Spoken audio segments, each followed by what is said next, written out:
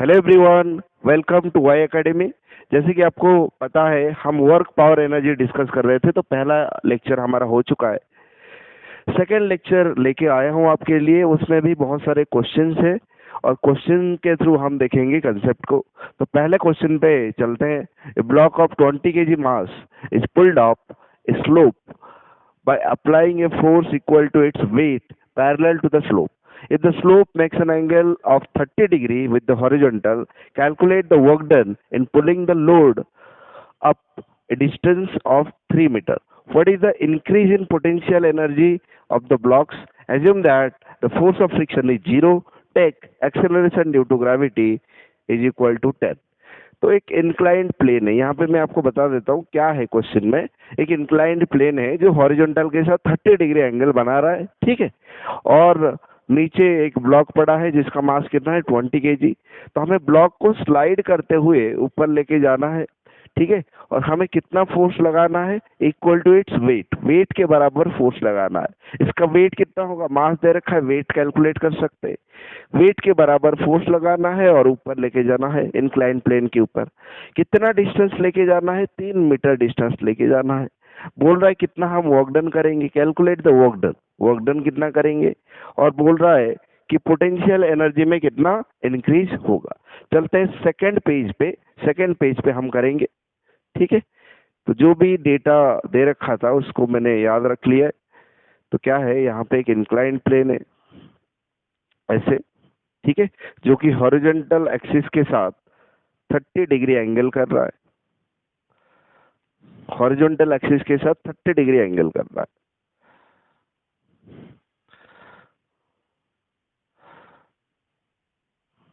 ये horizontal axis इसके साथ 30 डिग्री एंगल कर रहा है। यहाँ पे एक ब्लॉक है, there is a block of mass I think 20 kg। Mass कितना दे रखा है, 20 kg।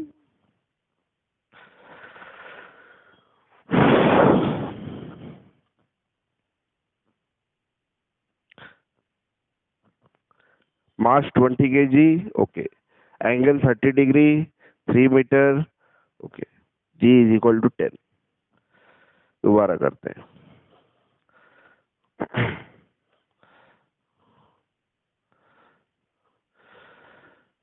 inclined plane which makes an angle 30 degree with the horizontal, ठीक है। तो यहाँ पे ब्लॉक पड़ा हुआ है जिसका मास है 20 kg, है ना। तो इसके ऊपर जो ग्रेविटेशनल फोर्स ऑफ अट्रैक्शन रहेगा, इसका जो ग्रेविटेशनल फोर्स ऑफ अट्रैक्शन रहेगा वेट के बराबर रहेगा, ठीक है। इसको कैलकुलेट करेंगे, that will be 20। Acceleration due to gravity 10 दे रखा है, it will be 200 newton. 200 newton का ग्रेविटेशनल फोर्स लग रहा है ना। वेट के बराबर फोर्स लगता है, ठीक। अच्छा, तो बोल रहा है ये जो इंक्लाइंड प्लेन है इसका लेंथ है 3 मीटर, ठीक है। तो हमें 3 मीटर तक डिस्प्लेस करना है और ऐसे ही लेके जाना है। तो हमें कितना फोर्स लगाना है वो भी दे दिया है। कितना फोर्स हमें लगाना है अलोंग द इंक्लाइंड प्लेन, हमें फोर्स लगाना है वेट के बराबर। वेट कितना है, 200 न्यूटन।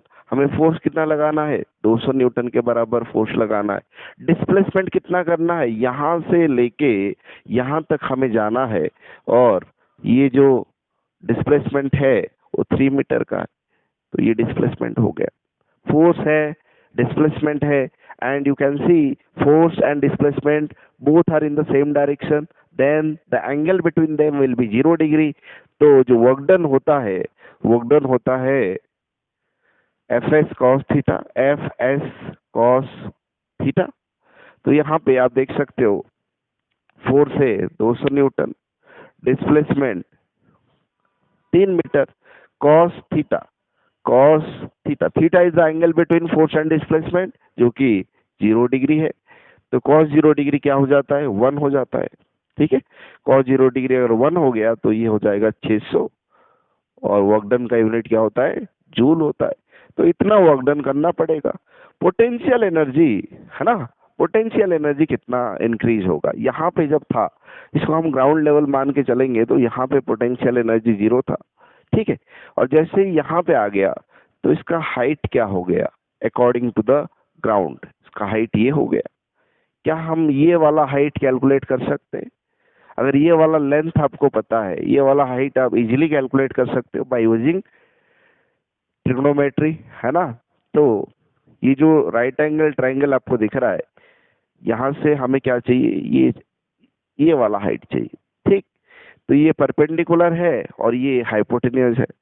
तो ऐसा कुछ करते हैं जो परपेंडिकुलर और हाइपोटेन्यूज को रिलेट करे। जैसे कि अगर मैं यहाँ पे इस राइट एंगल ट्रायंगल में मैं साइन थीटा अप्लाई कर दूं, साइन 30, साइन 30 क्या हो जाएगा, परपेंडिकुलर अपॉन हाइपोटेन्यूज। परपेंडिकुलर क्या है, h, हाइपोटेन्यूज पता है ऑलरेडी 3 मीटर का है। So it will be h is equal to क्या हो जाएगा, 3 साइन 30, 3 साइन 30, और साइन 30 होता है हाफ, तो h क्या हो जाएगा, h हो जाएगा 3/2, सिंपल। तो आपको ये वाला हाइट पता चल गया, तो पोटेंशियल एनर्जी आराम से आप लिख सकते हो। पोटेंशियल एनर्जी कितना हो जाएगा, mgh। तो यहाँ पे मास कितना दे रखा है, मास दे रखा है 20 kg, acceleration due to gravity g जो कि 10 दे रखा है, और h कितना दे रखा है 3/2। तो यहाँ से हो जाएगा 10, है ना, ये हो जाएगा 100 और ये 3, कितना हो गया 300 जूल, 100 इंटू 3, 300 जूल, ठीक है। This is the increase in potential energy and this is the work done ना, 600 जूल, ठीक है। Assuming friction to be 0, friction यहाँ पे 0 मान के चल रहे, ठीक है। चलते हैं नेक्स्ट क्वेश्चन के ऊपर।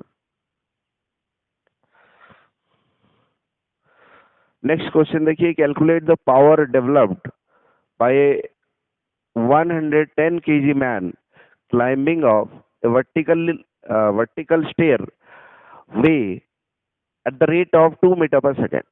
क्वेश्चन को ढंग से पढ़िए, calculate the power developed, power पूछ रहा है। जब 110 kg का मास वर्टिकल स्टेयर्स क्लाइम कर रहा है with speed of, with velocity of 2 metre per second, ठीक है। तो देखते हैं जो पावर है ना, जो पावर होता है, थोड़ा सा पावर के बारे में देखिए। जो पावर होता है, this is rate of doing work, है ना, that means work upon time. और जितना वर्क डन कोई करेगा उतना एनर्जी कंज्यूम होगा। So I can say rate of energy consumption is also called power, energy upon time is also called power. तो power को मैं क्या लिख सकता हूँ, वर्क अपॉन टाइम लिख सकता हूँ। वर्क डन को क्या लिख सकता हूँ, फोर्स इंटू डिस्प्लेसमेंट लिख सकता हूँ। अच्छा, फोर्स और डिस्प्लेसमेंट अपॉन टाइम, ये जो टर्म आपको दिख रहा है displacement upon time, this is nothing but velocity, है ना। तो power is also represented by the multiplication of force and velocity। Force और वेलोसिटी को मल्टीप्लाई करोगे तो भी आपको पावर मिलेगा, ठीक है। तो पावर का एक नया फॉर्मूला है फोर्स इंटू वेलोसिटी। यहाँ पे क्या दे रखा है, calculate the power developed by 110 kg man climbing up a vertical stairway at the rate of 2 metre per second. मतलब यहाँ पे जो इंसान है ना, ये वर्टिकल स्टेयर्स चढ़ रहा है। थोड़ा सा मैं वर्टिकल स्टेयर्स, है ना, वर्टिकल स्टेयर्स चढ़ रहा है, ठीक है।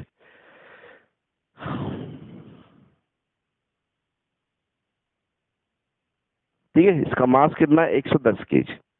मास अगर 110 kg है, इसके ऊपर जो ग्रेविटेशनल फोर्स लगेगा वेट के बराबर लगेगा, कितना लगेगा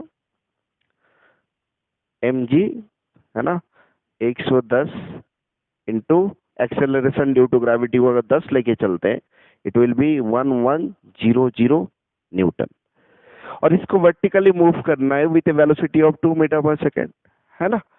तो इसको एटलीस्ट कितना फोर्स लगाना पड़ेगा, एटलीस्ट 1100 न्यूटन फोर्स लगाना पड़ेगा, वो भी ग्रेविटेशनल फोर्स के अपोजिट डायरेक्शन में, तब ये चल सकता है। ठीक है, तो ये 1100 न्यूटन फोर्स ऊपर लगा देगा और वेलोसिटी क्या है 2 मीटर पर सेकेंड। ठीक है, तो यहाँ पे जो पावर डेवलप हो रहा है that is force multiplied by velocity. Force कितना लगा रहा है 1100 न्यूटन और velocity 2 metre per second, that will B 2200 वाट, है ना। देख लीजिए 2200 वाट, है ना। अगर फोर्स दे रखा है, वेलोसिटी दे रखा है, then you can just multiply it to get power, है ना। फोर्स और वेलोसिटी को मल्टीप्लाई कीजिए, आपको पावर मिलेगा। यहाँ पे डायरेक्टली फोर्स एंड वेलोसिटी नहीं दे रखा था, लेकिन आप देखो ये जो इंसान है ये वर्टिकल स्टेयर्स चढ़ रहा है, तो आपको पता है इसका मास है तो इसका वेट होगा, और वेट लगता है वर्टिकली डाउनवर्ड डायरेक्शन में, ग्रेविटेशनल फोर्स के बराबर वेट लगता है। कितना लग रहा है 1100 न्यूटन। अगर इसको वर्टिकली अपर डायरेक्शन में चलना है तो इसको एटलीस्ट 1100 न्यूटन का फोर्स ऊपर की डायरेक्शन में अप्लाई करना पड़ेगा। ठीक, और कितनी वेलोसिटी के साथ चलने वाला है 2 मीटर पर सेकेंड। तो मैंने फोर्स और वेलोसिटी को डायरेक्टली मल्टीप्लाई कर दिया, मुझे क्या मिल गया, पावर डेवलप मिल गया। ठीक है, तो इस तरीके से आप क्वेश्चन को हैंडल कर सकते हो। नेक्स्ट क्वेश्चन पे चलते हैं, है ना। नेक्स्ट क्वेश्चन पे चलते हैं। ये आपके सामने क्वेश्चन आ गया। हाँ, the speed of the bicycle decreased from 18 km per hour to 9 km per hour if total mass of the cyclist with the bicycle is 70 kg। Cycle के साथ साइक्लिस्ट का मास 70 kg है। Calculate the work done in overcoming the friction offered by the brakes and the road। Does the kinetic energy of the system also reduces to half its initial value, है ना। अच्छा, आपको क्या निकालना है, calculate the work done in overcoming the friction, है ना। Friction को ओवरकम करने के लिए कितना वर्क डन करना पड़ेगा, है ना। फ्रिक्शन को ओवरकम करने के लिए कितना वर्क डन करना पड़ेगा। ठीक, तो थोड़ा सा सिचुएशन को समझते हैं, है ना।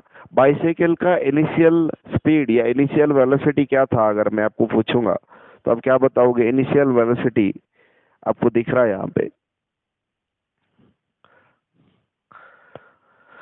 18 किलोमीटर पर आवर, है ना। और final velocity 9 kilometre per hour, है ना। साइकिल चल रहा था with initial velocity 18 kilometre per hour. This is not our SI unit. अगर इसको कन्वर्ट करेंगे that will be 18 into 5/18 metre per second, ये हो जाएगा आपका 5 मीटर पर सेकेंड। फाइनली उसका वेलोसिटी क्या हो जा रहा है, final velocity that will be 9 kilometre per hour, है ना।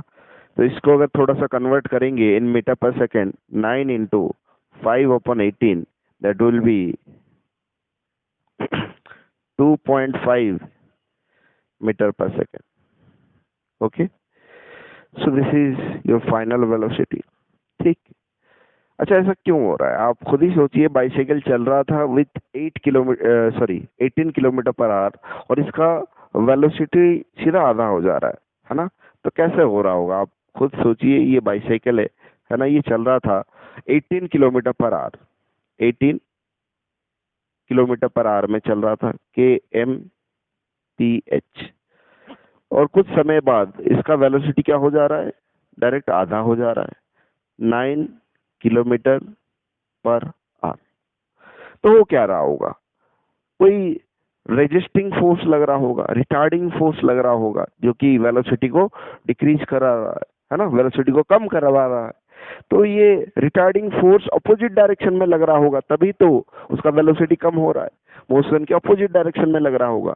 और उसको आइडेंटिफाई करो, कौन लग रहा है यहाँ पे, कौन सा रिटार्डिंग फोर्स की बात हो रही है, फ्रिक्शन की बात हो रही है।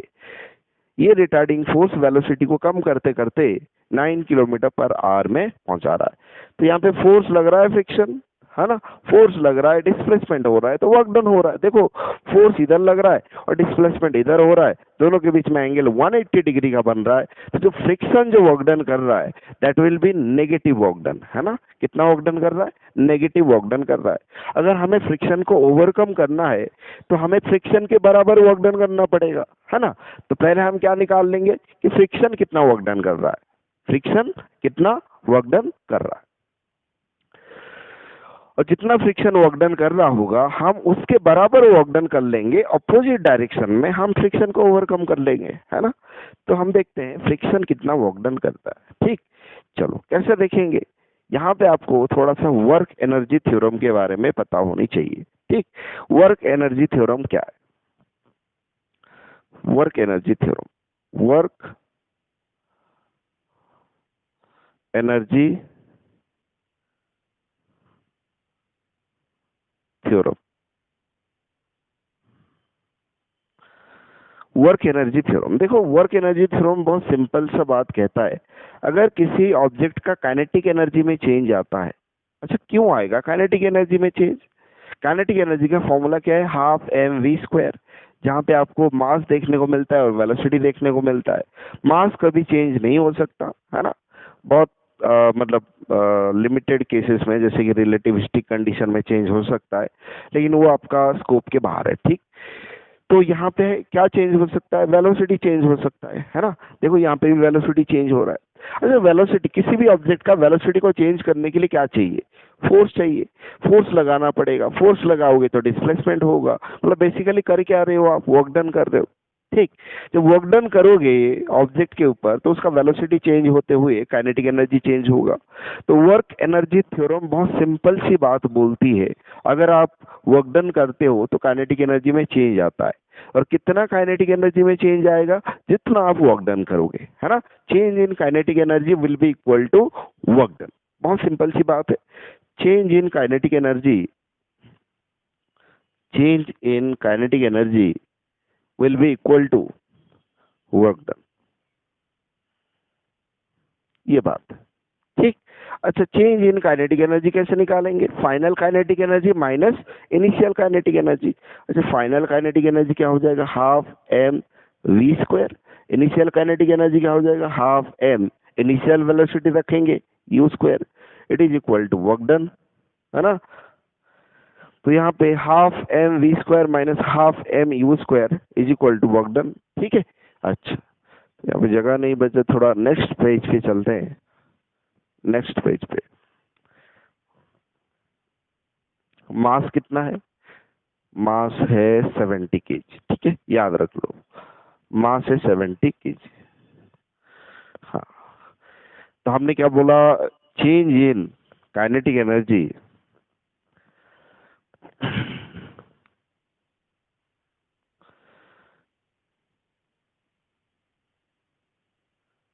Change in kinetic energy will be equal to work done.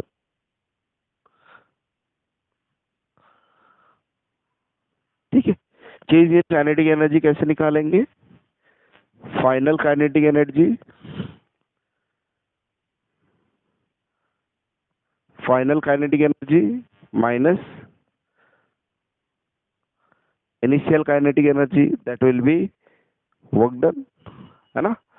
Half mass of the cyclist, चलो इसको पहले कॉमन ले लेते हैं, तो क्या हो जाएगा, v square minus u square is equal to work done.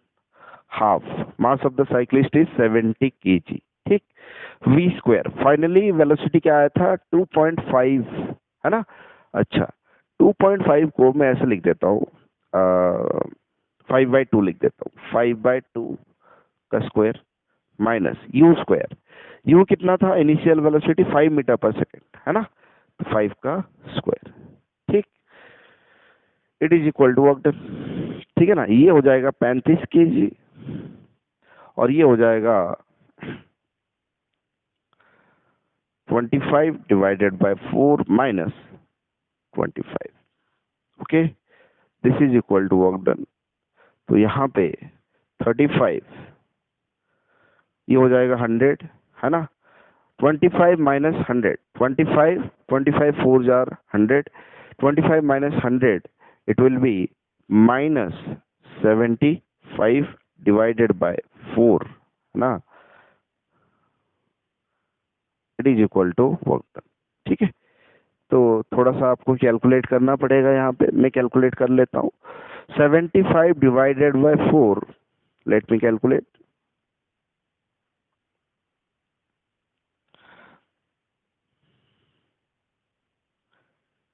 75 divided by 4, 18.75, okay, 18.75 multiplied by 35, it will be 656.25, और ये भी माइनस में आएगा, minus 656.25। This is work done by friction. Friction इतना वर्क डन कर रहा है ना, पहले ही मैंने बता रखा था। बोलिए यहाँ पे जो वर्क डन आ रहा है वो नेगेटिव क्यों आ रहा है? क्योंकि ये जो वर्क डन हमने निकाला दिस इज बाय फ्रिक्शन, और फ्रिक्शन अपोजिट डायरेक्शन में लगता है, और जो डिस्प्लेसमेंट हो रहा था वो आगे की तरफ हो रहा था। उनके बीच में फोर्स और डिस्प्लेसमेंट के बीच में एंगल कितना आ रहा था? 180 डिग्री। तो वर्क डन क्या होगा? नेगेटिव होगा।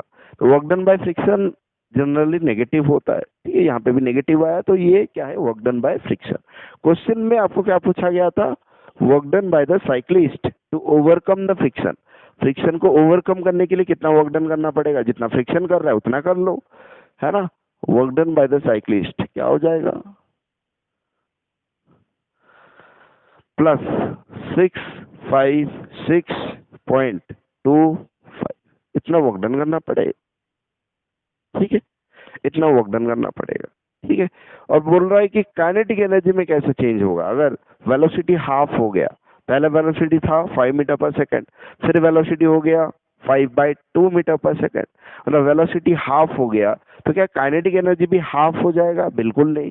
जो काइनेटिक एनर्जी है उसका फॉर्मूला अगर देखोगे, हाफ m v स्क्वायर। तो यहाँ पे अगर मैं वेलोसिटी को हाफ कर दूं, v को, है ना, v को, या यहाँ पे वेलोसिटी लिख देता हूँ, जो वेलोसिटी है उसको मैं v/2 मतलब हाफ कर दूं, तो काइनेटिक एनर्जी में कैसे चेंज होगा? देखो, हाफ m v/2 का स्क्वायर, वेलोसिटी हाफ हो गया है, तो ये क्या हो जाएगा? हाफ m v स्क्वायर, है ना, into 1/4। Half m v square क्या है? This is old kinetic energy. ठीक है, तो ओल्ड काइनेटिक एनर्जी ये क्या है? हाफ m v स्क्वायर क्या है? This is old kinetic energy. ठीक, डिवाइडेड बाय 4। तो न्यू काइनेटिक एनर्जी निकल के आ रहा है वो क्या हो जा रहा है? 4 गुना कम हो जा रहा है। अगर वेलोसिटी को अगर आप 2 गुना कम करोगे तो काइनेटिक एनर्जी 4 गुना कम हो जाएगा, क्योंकि यहाँ पे वेलोसिटी का स्क्वायर है, वेलोसिटी का स्क्वायर है ना। इस तरीके से आप क्वेश्चन को हैंडल कर सकते हो। ठीक है, नेक्स्ट क्वेश्चन पे चलते हैं।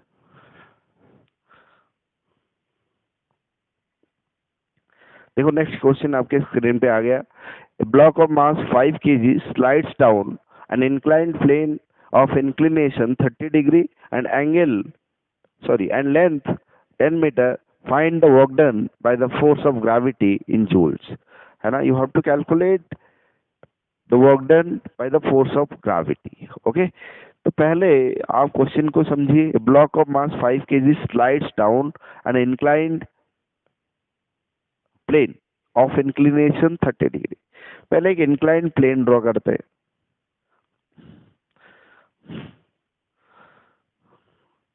ये हो गया, ठीक, जो कि हॉरिजॉन्टल एक्सिस के साथ 30 डिग्री एंगल बना रहा है। सिंपल सी बात है।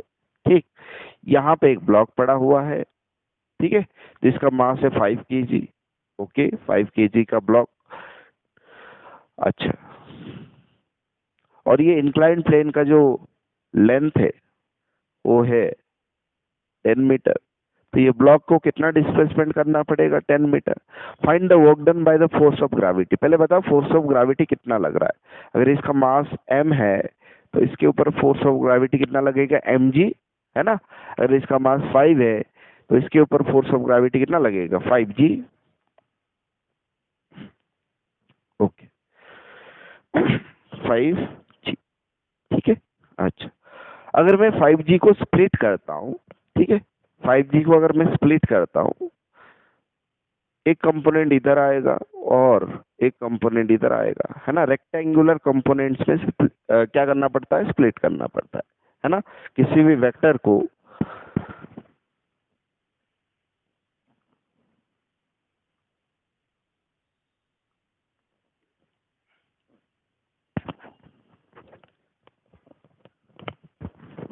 आपको किसी भी वेक्टर को रेक्टेंगुलर कंपोनेंट्स में स्प्लिट करना पड़ेगा, ठीक है।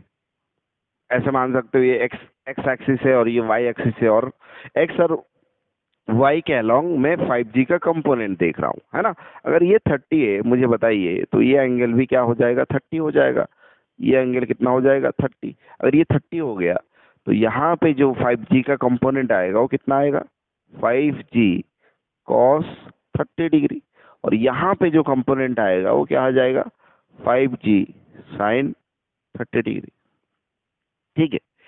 तो ये फोर्स लग रहा है ना, फोर्स ऑफ ग्रेविटेशन, जो कि वर्क डन करा रहा है। यहाँ पे वर्क डन का एक बेसिक प्रिंसिपल है ना, जो वर्क डन है, work done, this is force into displacement. हम तो लिख देते हैं, लेकिन वही वाला फोर्स कंसीडर करते हैं जो डिस्प्लेसमेंट के डायरेक्शन में होता है, जो डिस्प्लेसमेंट एक्चुअल में करवा रहा होता है।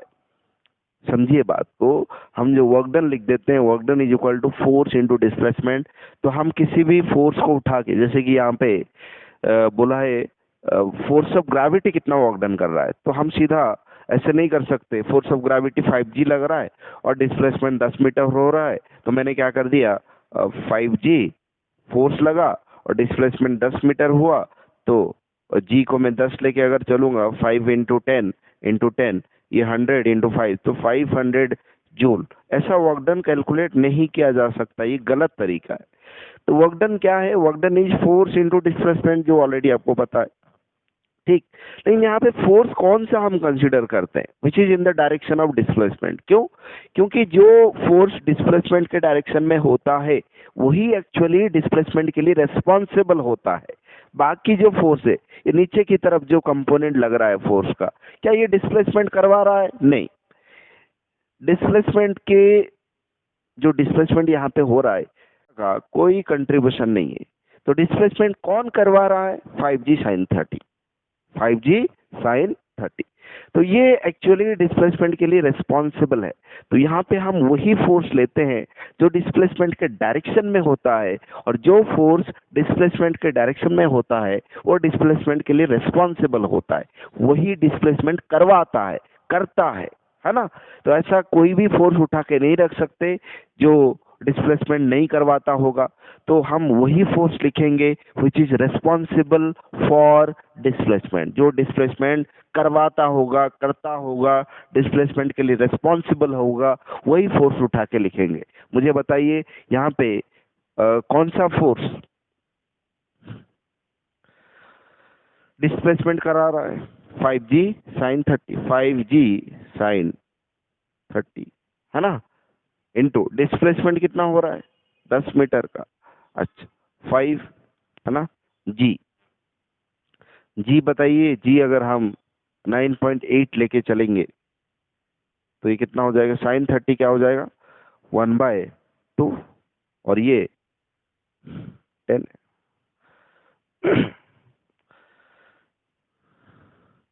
देखिए 5g साइन 30, है ना, ये एक्चुअल में डिस्प्लेसमेंट करवाएगा, ठीक है। 5g sine 30, 5g cos 30 normal force को बैलेंस करेगा, 5g साइन 30 डिस्प्लेसमेंट कराएगा। कितना डिस्प्लेसमेंट हो रहा है, 10 मीटर, ठीक है। तो 5g साइन 30 ये ग्रेविटेशनल फोर्स का एक कंपोनेंट है ना, और ये कंपोनेंट कितना वर्क डन कर रहा है ये हमें निकालना है, ठीक। तो इसको आपको कैलकुलेट करना पड़ेगा। थोड़ा सा हम ऐसे कर लेते हैं, 5 इंटू, है ना,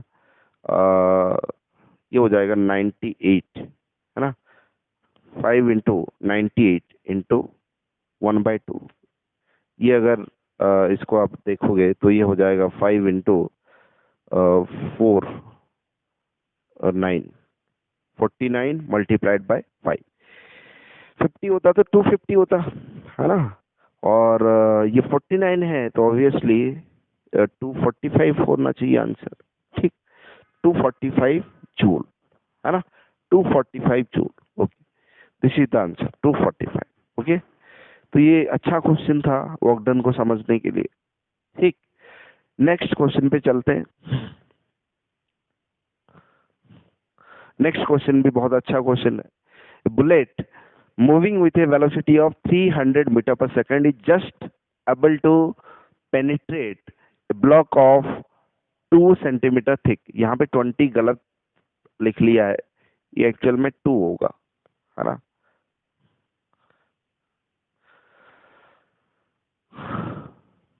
ठीक है, a bullet moving with a velocity of 300 meter per second is just able to penetrate a block of wood 2 centimeter thick. If it is required to penetrate a block of wood 18 centimeter thick, its velocity should be। अच्छा देखिए, question कुछ ऐसा है, एक block है जिसका thickness कितना है, 2 सेंटीमीटर। थिकनेस है 2 सेंटीमीटर। ठीक, अच्छा इसको पेनिट्रेट करने के लिए बुलेट के पास इनिशियल वेलोसिटी कितना होना चाहिए? That will B 300 metre per second. कितना वेलोसिटी होना चाहिए इसके पास?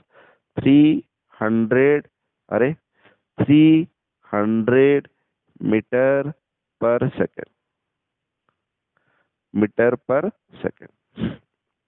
थोड़ा सा बड़ा करके ड्रॉ करते हैं। देखिए ये ब्लॉक है, ठीक, 2 सेंटीमीटर थिकनेस। ठीक, इसको पेनिट्रेट करने के लिए बुलेट के पास इनिशियल वेलोसिटी कितना होना चाहिए?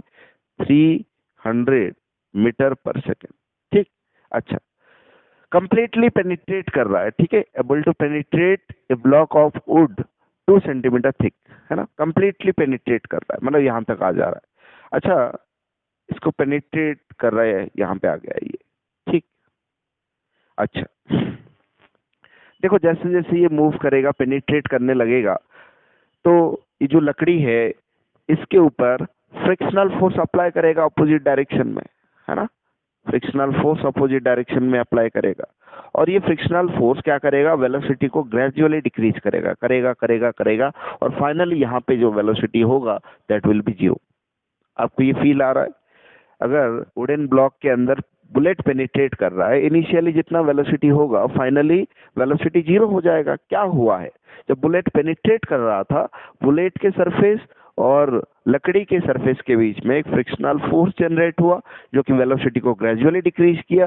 डिक्रीज करते करते यहाँ पे वेलोसिटी क्या कर लिया? 0 कर लिया, है ना। इनिशियल वेलोसिटी इतना था, फाइनल वेलोसिटी 0 हो गया, क्योंकि यहाँ पे क्या लग रहा है? फ्रिक्शनल फोर्स लग रहा है। ठीक, अच्छा, और ड्यूरिंग ये पूरा जो हुआ, है ना, ड्यूरिंग दैट वेलोसिटी चेंज, ये डिस्प्लेसमेंट कितना को किया? 2 सेंटीमीटर का, है ना। इनिशियली वेलोसिटी इतना था, फाइनली वेलोसिटी 0 हो गया, and during this velocity change displacement कितना हुआ? 2 सेंटीमीटर का। इतना बात आपको क्लियर है? हाँ, तो नेक्स्ट क्वेश्चन को थोड़ा सा और पढ़ते हैं। आपके पास एक 18 सेंटीमीटर का ब्लॉक है। कितना? 18 सेंटीमीटर का, मोटा सा एक 18 सेंटीमीटर का ब्लॉक है। Same wooden block, same nature of wooden block, है ना। यहाँ पे जो लकड़ी था वही नेचर का एक लकड़ी का ब्लॉक है ना, और इसका थिकनेस थोड़ा ज्यादा है, बस नेचर सेम है ना, मटेरियल सेम है, नेचर सेम है, तो इसका मतलब फ्रिक्शनल फोर्स भी यहाँ पे सेम अप्लाई होगा, फ्रिक्शनल फोर्स सेम अप्लाई होगा। तो ये क्वेश्चन पूछ रहा है कि बुलेट का यहाँ पे इनिशियल वेलोसिटी क्या होना चाहिए? What should be the initial velocity so that it can completely penetrate the block of thickness 18 centimetre, है ना। ऐसा क्या वेलोसिटी होना चाहिए? यहाँ पे वेलोसिटी कितना था? 300 मीटर पर सेकेंड। तो ये 2 सेंटीमीटर थिकनेस वाला ब्लॉक को पेनिट्रेट कर जा रहा था। यहाँ पे क्या वेलोसिटी होना चाहिए कि ये कंप्लीटली पेनिट्रेट कर जाए, and after finishing the penetration you know the velocity should be zero. यहाँ पे वेलोसिटी क्या हो जाएगा, zero. And during this velocity change आपको डिस्प्लेसमेंट कितना दिख रहा है, बुलेट कितना डिस्प्लेसमेंट किया होगा, 18 सेंटीमीटर का। इतना बात आपको पता है, ठीक। अच्छा, ये वेलोसिटी में चेंज क्यों हो रहा है, क्योंकि यहाँ पे जैसे ये पेनिट्रेट कर रहा होगा तो बुलेट के सरफेस और लकड़ी के सरफेस के बीच में एक फ्रिक्शनल फोर्स जनरेट हो रहा होगा जो कि वेलोसिटी को ग्रेजुअली डिक्रीज कर रहा होगा, ठीक। तो यहाँ पे आपको क्या दिख रहा है, यहाँ पे देखो आपको साफ साफ दिख रहा है, यहाँ पे फ्रिक्शन वर्क डन कर रहा है, ठीक। अच्छा, फ्रिक्शन कितना वर्क डन कर रहा है, जितना काइनेटिक एनर्जी में चेंज हो रहा है ना। तो यहाँ पे हम इसके लिए वर्क एनर्जी थ्योरम अप्लाई करेंगे और इसके लिए वर्क एनर्जी थ्योरम अप्लाई करेंगे, ठीक। Work energy theorem for the first block, है ना। वर्क एनर्जी थ्योरम किसके लिए अप्लाई करेंगे, for first case, first case के लिए अप्लाई करिए।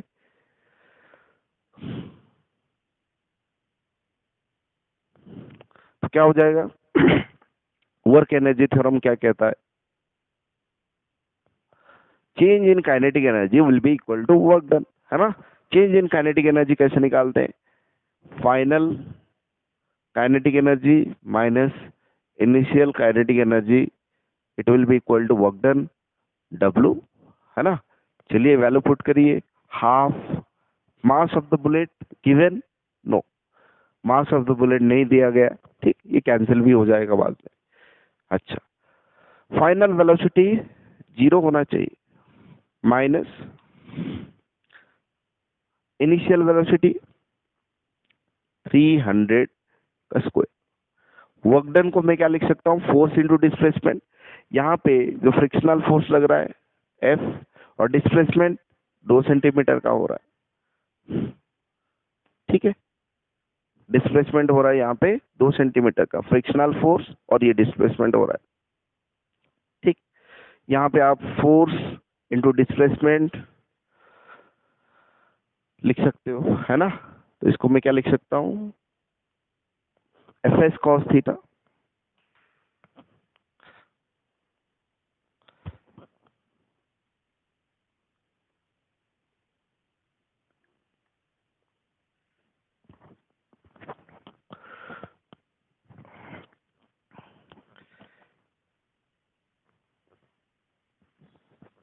ठीक है। यहाँ पे क्या लिख सकता हूँ मैं, Fs cos theta. Work done क्या होता है, Fs cos theta. Force, frictional force कितना लग रहा है F, displacement 2 centimetre, cos theta, angle between force and displacement. Force ऐसे लग रहा है, डिस्प्लेसमेंट ऐसे लग रहा है, उनके बीच में एंगल 180 डिग्री है। कॉस 180 डिग्री क्या होता है, -1 होता है। तो -1 कहीं ना कहीं कैंसिल हो जाएगा और ये तो पूरा जीरो हो गया। तो ये क्या हो गया, m इंटू 300 का square divided by 2 is equal to 2f, है ना। 2f, अगर ये 2 को मैं क्रॉस मल्टीप्लाई करता तो ये क्या हो जाता, 4f हो जाता, है ना। चलिए, अच्छा, वर्क एनर्जी थ्योरम अगर सेकंड केस के लिए मैं अप्लाई करूं, सेकंड केस के लिए अगर मैं अप्लाई करूं, दैट विल बी क्या हो जाएगा, change in kinetic energy will be equal to work done, है ना। तो काइनेटिक एनर्जी में कितना चेंज हो रहा है, final kinetic energy half m v square, है ना। डायरेक्ट वैल्यू पुट करता हूं, half m zero square minus half m, है ना। यहाँ पे आपको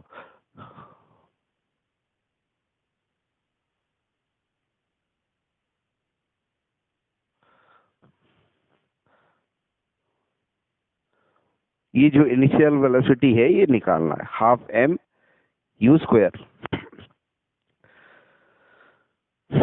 is equal to work done. Work done को क्या लिखेंगे, एफ एस कॉस थीटा, है ना।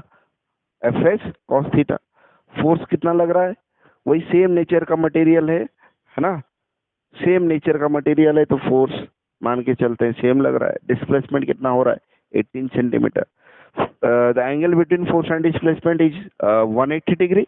तो कॉस 180 डिग्री क्या हो जाएगा, कॉस 180 डिग्री यहाँ पे कितना हो जाएगा, -1 हो जाएगा, ठीक। तो यहाँ पे आप देख सकते हो क्या हो जाएगा, -half m u square it is equal to cos 180 degree -1, तो ये हो जाएगा -f इंटू 18। तो माइनस माइनस कैंसिल हो गया, है ना, इतना बचा। This is my equation 1, this is my equation 2।